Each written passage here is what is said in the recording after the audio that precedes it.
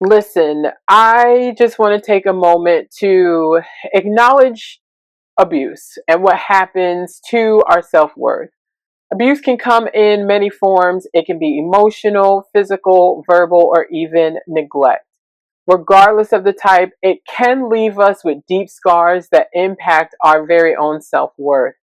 The goal of abuse is often to manipulate and control us, the perception that other people have of us, as well as create this dependency that invokes control that is over us from the other person. Whew. It leaves us in a space where we feel like we don't deserve happiness or respect, that there's only one way we can get it and receive it. But here's the truth, and I want you to come closer. You absolutely do. Yes, you. You absolutely do deserve to feel worthy and to feel loved. I also want to take a moment to celebrate you. Celebrate that you left that abusive relationship. Celebrate that no matter how long ago the abuse took place, that you decided it was time for you to learn to love yourself again. That it was time for you to heal and something that probably you're still questioning. You're brave. It is brave for you to dive into that experience again and bring out what will add to the best parts of you. And honestly, that's more than enough for you to even start the journey to understanding your worthiness. So let's tap into this video.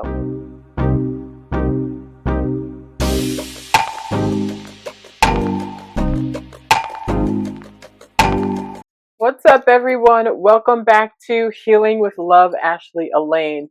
Today's topic is very close to my heart and my own story and healing journey. It's one that many of us have experienced in some type of form or fashion, the loss of our sense of self and worthiness after experiencing abuse. It can be a very difficult conversation to talk about our worth and how we feel about ourselves, but it is one of the most crucial steps on our path to healing. And I want to share some gems on how we can get ourselves on the right path of coming back to loving ourselves, coming back to believing that we are worthy and reclaiming that worth after abuse. But how do we believe we're worthy? How do we believe that again, that we're worthy of being loved? How do we learn our worth for the first time if we've been through all these experiences that have told us that we're not? How do we believe we're worthy of love, of change, of anyone, including ourselves? We're going to dive into what this journey looks like and what it feels like, because I want you to know and I want you to remember that you are worthy. You're going to hear me say it over and over again. So go ahead and place one hand on your heart space.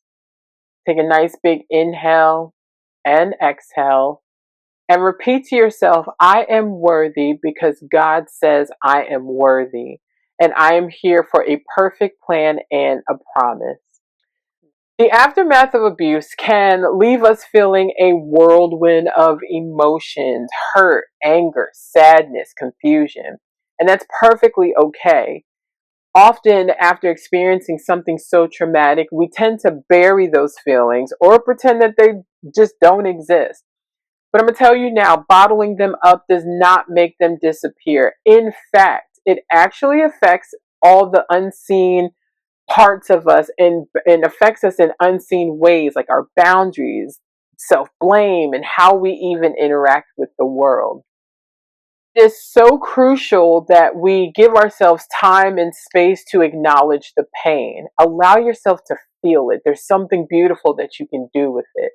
When you take a moment to recognize how the abuse has shown up in your life today, you allow yourself to move forward in a better way. We're not dwelling on the past, no, but we're going back into those stories so that we can move forward and do the healing work. Always remember that you're not alone in having to do that work, right? There's no shame in you seeking help, talking to a trusted friend, a family member, or a therapist, or even joining a support group that is specifically for you who has survived abuse. It can be incredibly healing. And acknowledging your pain and reaching out for support, you're taking those first powerful steps to healing, and reclaiming your self-worth. You're telling yourself that you're worthy of support. So how do we reclaim our self-worth after abuse? I'm going to share with you some things that have helped me, but that I know have helped some other women that I've been in communion with. Rewriting our narrative. Abuse can warp our self-image. Oh God, it can make you think that you're only a victim without you even realizing that that's the space it's putting you in. Take a moment to rewrite your story. You take control of the narrative. By journaling or talking to a therapist, you allow yourself to tell your story and find healing as you release this story. Remember, the abuser's perspective doesn't define you. Focus on your strengths, your talents, and the amazing qualities that make you unique.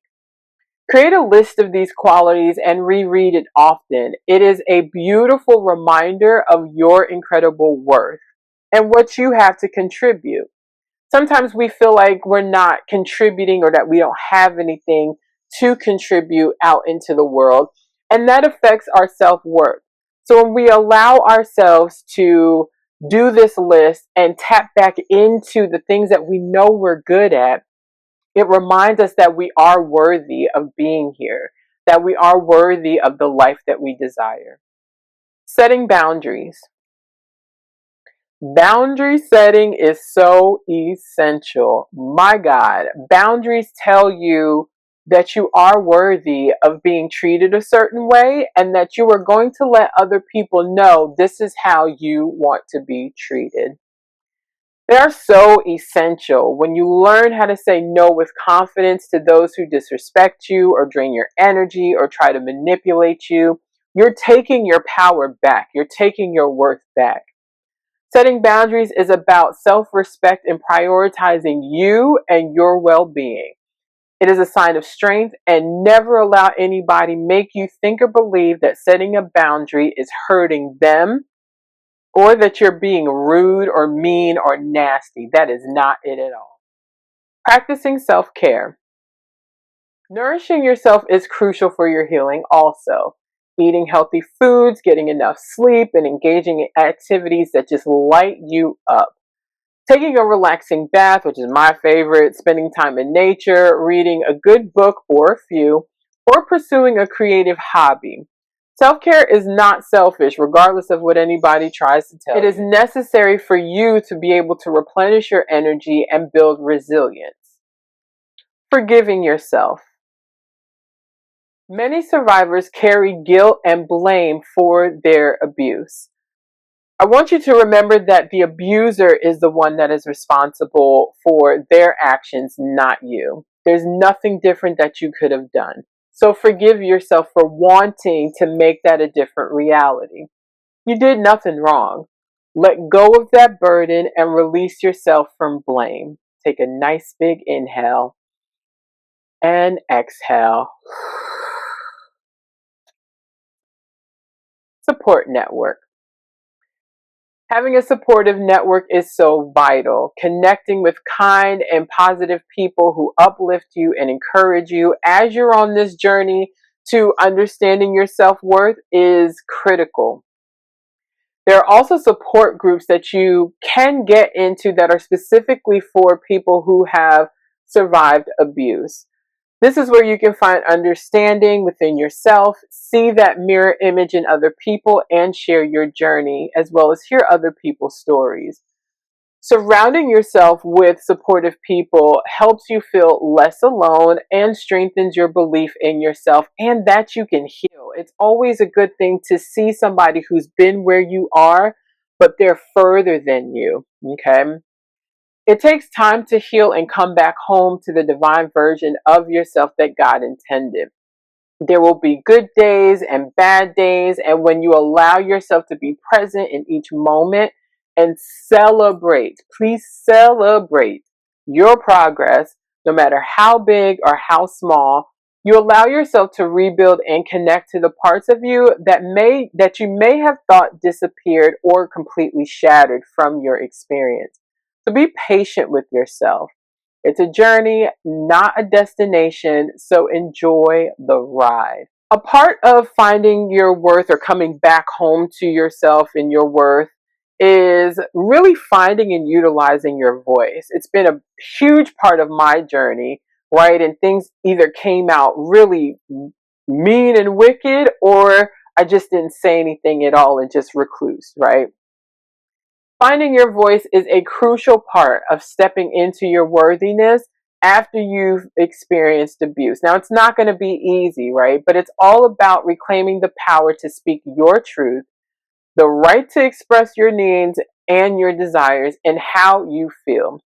For many survivors, abuse has silenced their voice. The abuser may have ridiculed their opinions, dismissed their feelings, or even forbidden them from speaking up. Maybe you still feel that fear, and it's okay if you do, but acknowledge that. There might still be a hesitation for you to speak your mind, and it's okay, acknowledge that. But here's the thing, your voice matters. So start small. Share your thoughts with a trusted friend. Express your boundaries in a clear and concise way. Maybe even journal out what are your boundaries first. Write down your feelings in a journal or a blog, something that's going to allow you to pour them out. Every time you use your voice, you chip away at the power that the abuse has held over you. So you go, girl. You go.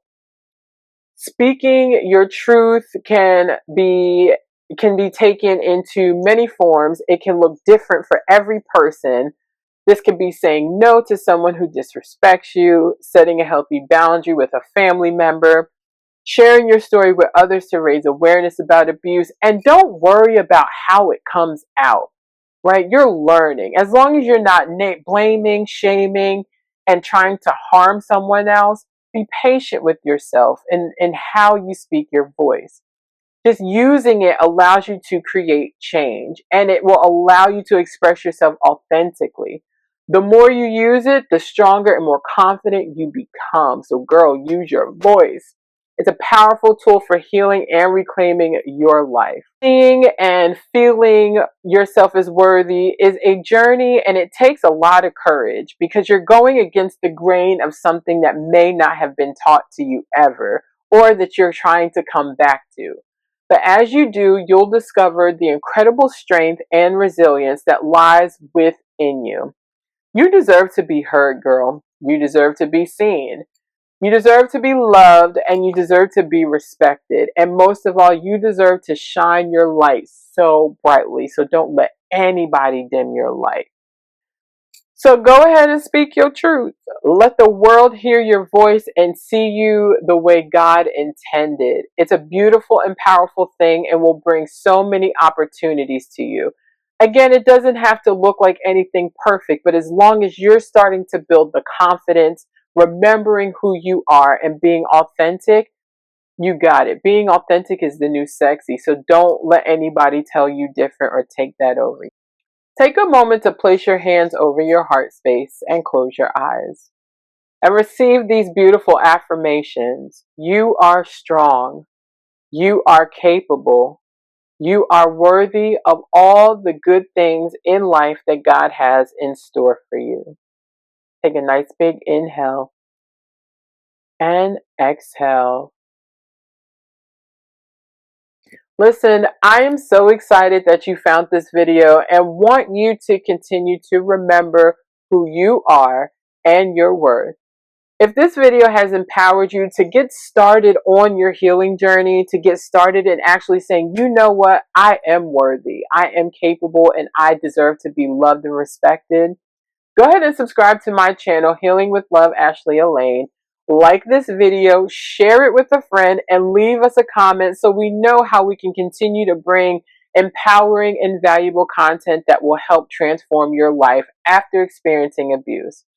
Remember, it's a journey, not a destination.